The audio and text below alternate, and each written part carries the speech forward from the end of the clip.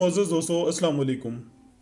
नाज़रीन इकराम, 20 सदी कबल जब हज़रत ईसा अलैहिस्सलाम दुनिया से ज़िंदा उठा लिए गए तो यहूदियों और ईसाइयों में शदीद इख्तलाफात पैदा हो गए और ये एक दूसरे के जानी दुश्मन बन गए। क्योंकि हज़रत ईसा अलैहिस्सलाम के कत्ल की साजिश यहूदियों ने की थी और ईसाई अकीदे के मुताबिक हज़रत ईसा अलैहिस्सलाम को शहीद किया जा चुका है, इसलिए ईसाई इनके पैरोकार होने की वजह से यहूदियों के दुश्मन बन गए। इस वाक़े के 33 बरस बाद यानी सन 70 ईस्वी में रोमन एम्पायर के खिलाफ यहूदियों ने बगावत कर दी।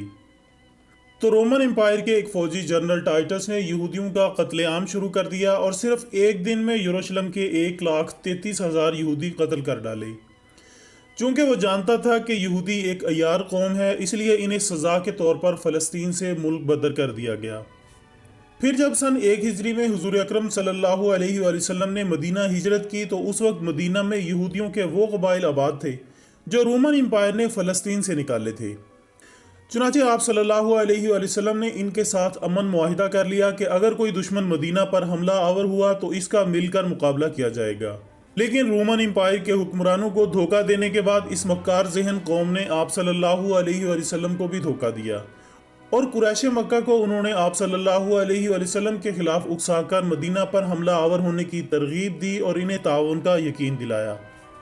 ग़ज़वा बदर, ग़ज़वा ओहद और ग़ज़वा अहज़ाब, इन तीनों जंगों के पीछे यहूदियों की साजिश कार फरमा थी। इसलिए नबी अकरम सल्लल्लाहु अलैहि वसल्लम ने ग़ज़वा बदर के फ़ौरन बाद यहूदियों को सज़ा देने के लिए इनके एक कबीले बनु कैनका को मदीने से निकाल दिया। लेकिन फिर भी बाज ना आए तो ग़ज़वा ओहद के बाद बनु नुज़ैर को निकाला और फिर ग़ज़वा अहज़ाब के बाद बनु क़रीज़ा को निकाल बाहर किया। फिर जब दूसरे खलीफा राशिद हज़रत उमर बिन ख़त्ताब रज़ी अल्लाह तआला अन्हु को खिलाफत मिली तो उन्होंने बैतुल मुक़द्दस यानी फ़लस्तीन को बग़ैर जंग किए फ़तह कर लिया और यहूदियों के साथ एक मुआहिदा तय किया गया जिसमें ईसाई भी शरीक थे।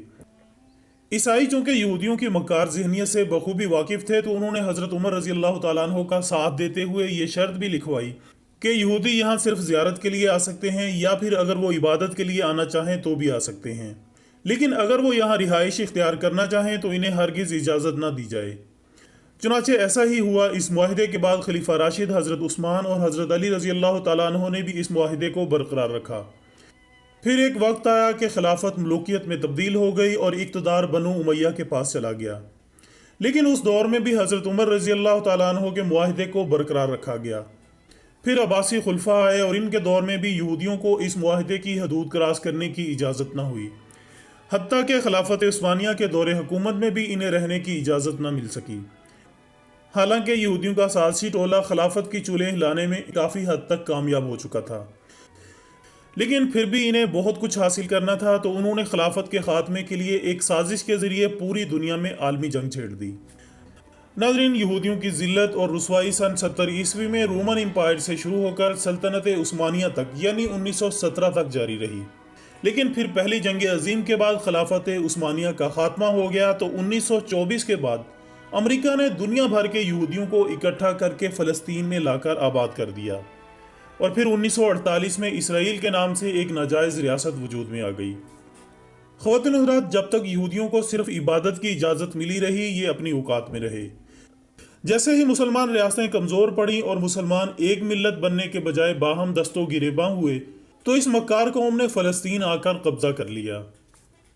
यहूदियों ने पहले तो फ़लस्तीन में अपनी कॉलोनी कायम की, फिर कॉलोनी से रीजन और रीजन से अपनी खुद साख्ता कॉलोनी को एक स्टेट का दर्जा दे दिया और फिर आहिस्ता आहिस्ता सरजमीन फ़लस्तीन इसराइल में जम होती चली गई और सारा फ़लस्तीन इसराइल बन गया। बात यहीं ख़त्म नहीं हुई बल्कि फ़लस्तीन का नामो निशान भी मिट गया। जी हाँ नाज़रीन, आज आप गूगल में सर्च करके देख लें, आपको फ़लस्तीन की जगह इसराइल लिखा हुआ नज़र आएगा।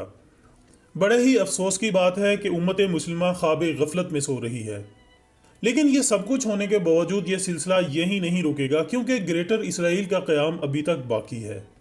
मशरिक़ वस्ता की कई रियासतें इसमें जम होना अभी बाकी हैं। अगर उम्मत मुस्लिमा यूं ही हाथ पर हाथ धरे बैठी मुंतज़िर फ़रदा रही तो अनकरीब गूगल मैप पर सिर्फ इसराइल ही लिखा नज़र आएगा।